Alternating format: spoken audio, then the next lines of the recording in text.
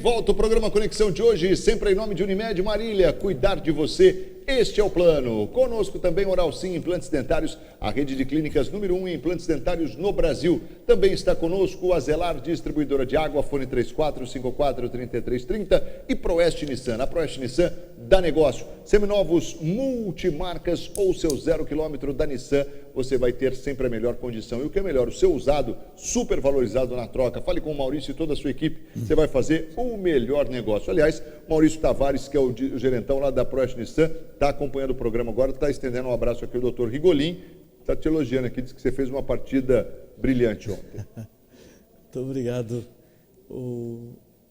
A gente havia brincado, né, da memória, do esquecimento. A gente diz no futebol, uma brincadeira que faz com a referência ao Alzheimer, diz que o zagueiro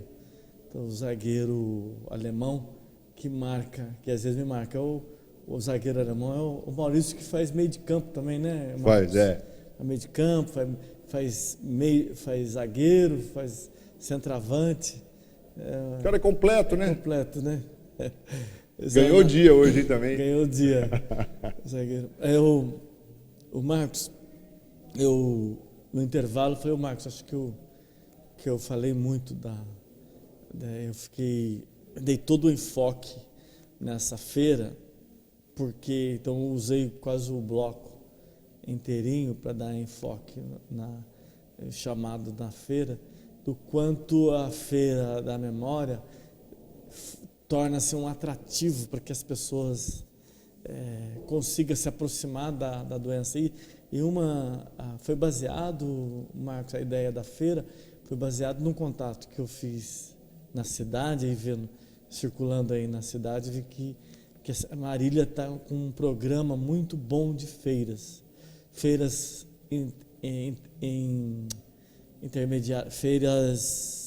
itinerantes.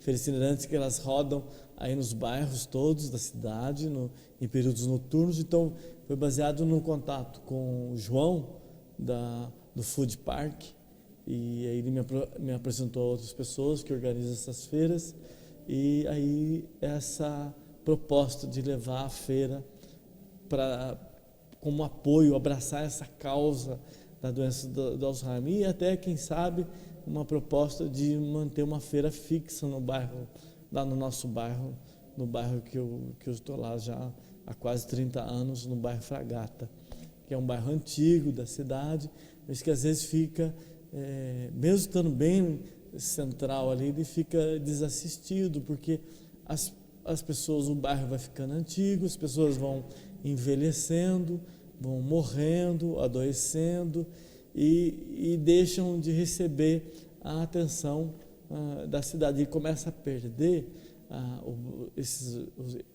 algumas características de alguns bairros antigos da cidade, começa a perder aquele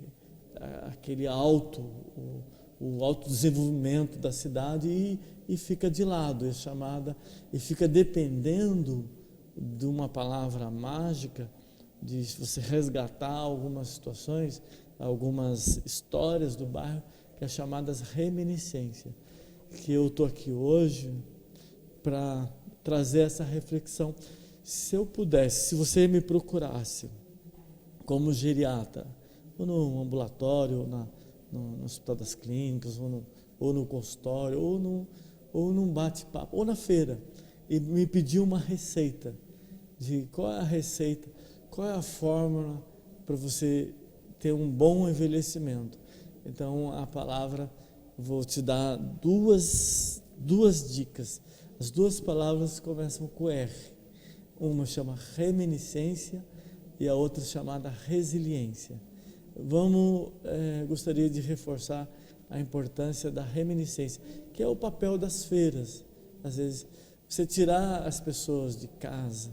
Esses bairros, eu fui conhecer alguma dessas feiras, onde as pessoas esperam o dia da feira, elas saem de casa e elas vão até a feira, faz lá o seu lanche e se encontram na feira e conversam, encontram os amigos do passado. Então, você rever a sua história é uma forma de fazer reminiscência. reminiscência é uma ferramenta que você pode usar através de recortes, ou de história, ou de fotos, fotografias, principalmente as impressas, né? As digitais têm uma velocidade maior, mas um filme histórico, um acesso, uma visita a um passado, uma história, você voltar para a sua cidade de origem, rever a sua cidade de origem, rever as pessoas, ou rever uma cultura da sua história que ficou no passado. O álbum de fotografia é um grande exemplo. O álbum, uma caixa. Se você for em casa, pedir para os seus avós, para os seus antecessores, um baú e rever lá, tentar resgatar fotos antigas. Você pode até digitalizar. Hoje está fácil. Mas você sabe que você tocou num ponto aí, doutor Rigolin, que é até interessante a gente falar, porque realmente, talvez a minha geração seja a última a ter esse baú guardado com fotos, hein? Eu entendo. Talvez pode ser que esteja na casa se eu for da sua perguntar mãe. Não, eu tenho, da minha mãe nós temos, né, na minha tem. Agora, da minha filha, eu não creio que ela tenha um baú guardado com fotos mais. Entendi. Ainda mais que o do Samuel... tudo digital, né? Tudo digital, as pessoas estão no arquivo, no na backup. Está na nuvem. Está na nuvem ou, no máximo, está no backup. Então, isso aí, porque essa coisa de você abrir o baú, abrir a caixa ali da família, de recordações, isso era algo assim muito prazeroso, né? Sim. As fotos amareladas. Isso. Está tudo amarelado. Poxa, eu tenho o hábito de fazer isso, não com tanta frequência, mas a gente faz isso algumas vezes no ano, sim, viu? O nome disso tem um nome bonito, né? E pode praticar mais, chama reminiscência. Reminiscência. E você pode sofisticar isso. Pode sofisticar e fazer isso em família, ou fazendo, por exemplo, na feira. Você pode. A roda de conversa, que eu sempre trabalhei isso no NASF, nas campanhas de Alzheimer, a gente fazia a roda de conversa, a oficina de memória é uma reminiscência, memória e café.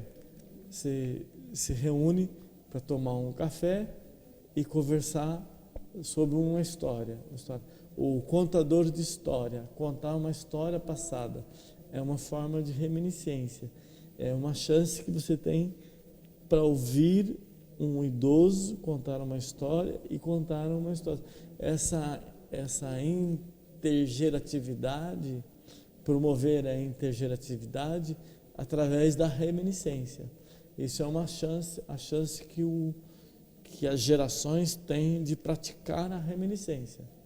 Eu fiquei devendo a outra palavra, as duas grandes receitas. Então, a minha receita médica para um bom envelhecimento. A reminiscência, se você tiver mais alguma sugestão, Marcos, de trabalhar, tiver uma ideia da reminiscência, porque a reminiscência depende de cada um, de como você pode trabalhar a sua reminiscência. A casa que você nasceu em Marília, Sim.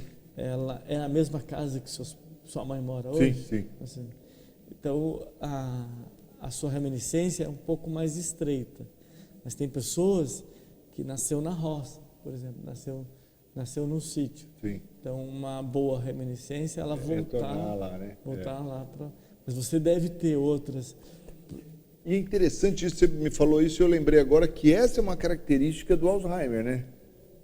Sim, do paciente. Ele ficar preso ao passado. Deixa eu aproveitar esse ponto aqui, vou interromper, a gente volta na sequência com o Dr. Rigolin falando aqui no nosso Conexão de hoje sobre a Feira da Memória, dia 21 de setembro, alusivo aí ao Dia Mundial da Doença do Alzheimer. A gente vai para o intervalo é sempre um momento de mais informação também aqui no nosso Conexão. Tem a participação do Dr. Marcelo Rodrigues, da nossa querida Oralsim, ele vem aí para falar de saúde bucal. Dr. Marcelo.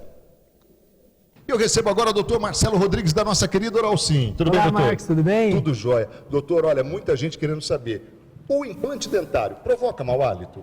Olha, essa é uma questão muito comum mesmo. As pessoas têm essa visão, essa impressão de que vai causar mau hálito. Mas a gente tem que entender que tanto o dente quanto o implante dentário, quando não bem higienizados, quando você não tem o cuidado de usar o fio dental, a escovação rotineira, elas acabam trazendo mau hálito. E ainda por cima, doenças muito mais graves, como processos inflamatórios de gengiva, sangramento.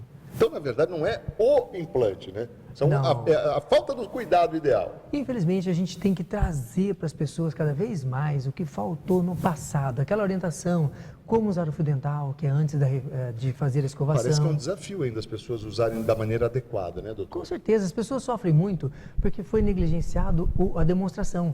Então só se fala muito em uso do fio dental, mas não fala como usar o fio dental. Então o ideal é antes da escovação, passar o fio dental em frente ao espelho, fazer a escovação atingindo todos os lados do dente, que pra gente acabam sendo só 3, né? O de fora, o de dentro e o de cima. E aí fazer isso repetidamente. Então é a hora que acorda, é depois do café da manhã, é após o almoço, após a janta, antes de deitar. Eu sempre brinco com os pacientes, nunca deite sem fazer o uso do fio dental, da escovação, e se puder encaixar um bochecho com antisséptico, vai ficar perfeito. O segredo está então na higienização, né, doutor? Isso é o segredo de tudo, e nada vai substituir aquilo que é tão perfeito. Não tem nada que substitua o que a natureza fez, que é o nosso dente natural. Mas tanto o implante quanto o dente merecem esse cuidado diário e que vão trazer à pessoa a oportunidade de viver toda a sua vida com esse elemento, curtindo todos os prazeres da família. Tire suas dúvidas com a Oral Sim, a rede de clínicas número 1 em implantes dentários no Brasil. Agende uma avaliação, 99600-2707. Obrigado, doutor, e até a próxima. Eu que agradeço, Marco. Uma ótima noite. Até já.